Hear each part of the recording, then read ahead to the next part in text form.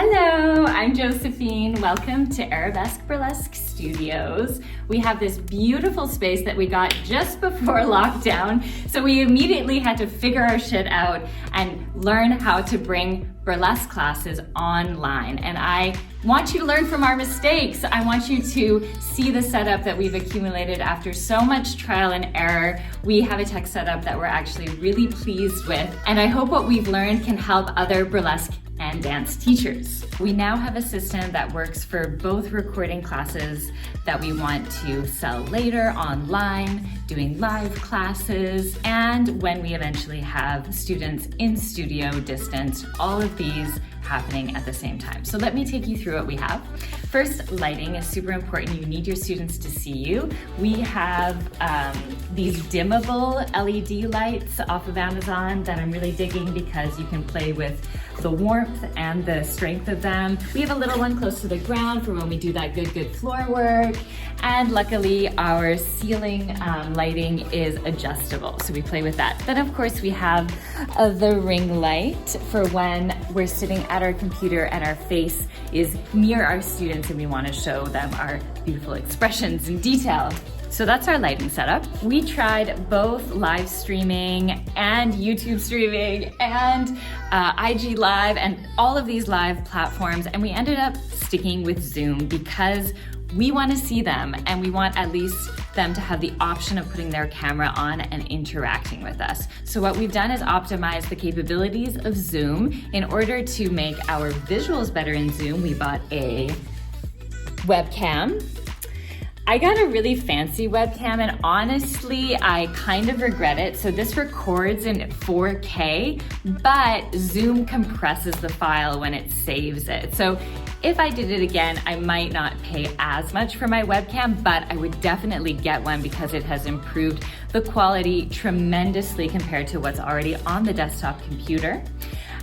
You will want a desktop computer or a laptop that's going to be part of your station. This is like the center of your hub. And what the webcam does is it also decreases the distance that we need between the teacher and the camera because it's got a little bit of a fisheye lens going on. So we have about 15 feet between the camera and the back wall, and I found that that really is the minimum we can work with.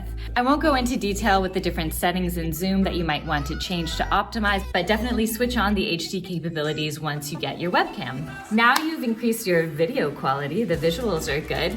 Sound has been our biggest hurdle and probably the most complicated one. Because we often teach classes that are like sit down discussion, we need a good sound setup for that, and we need good sound setup for a fitness class, a choreography class, something where we're moving around a lot. So we ended up with this beautiful headset, portable headset for our movement classes. This is battery powered and it goes through batteries like no tomorrow, so definitely you want to have your little stash of batteries in case it dies randomly during the class. This has been a great investment. What you need with this is the receiver for where your voice is going, which is this guy right here.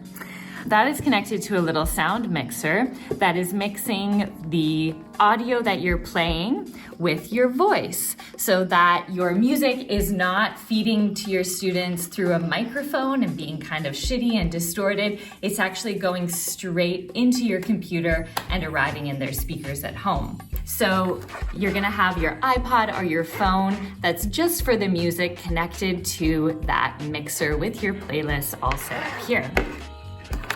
Then of course your teacher needs to hear the music that's playing, so you're going to have a speaker hooked up to your mixer as well. We're using this nifty little portable speaker for now, but when the studio opens again, all we'll do is plug that into our amplifier so that the speaker that everyone hears is the big one in the studio.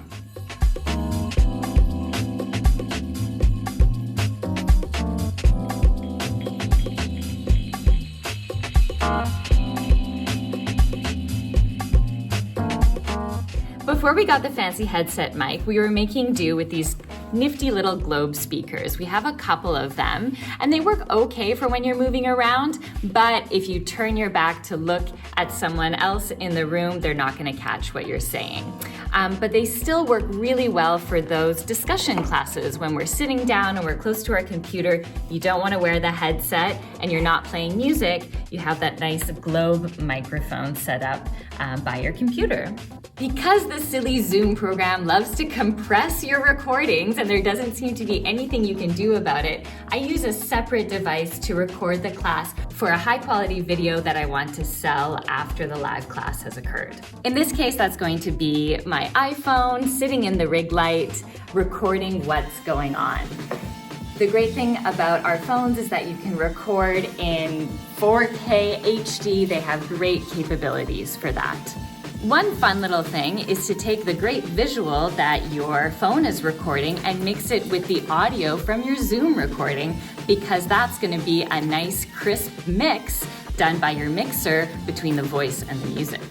I do my editing in iMovie. You can totally use any free movie editing software to put those two together and upload to whatever platform you're using to share the videos with your students.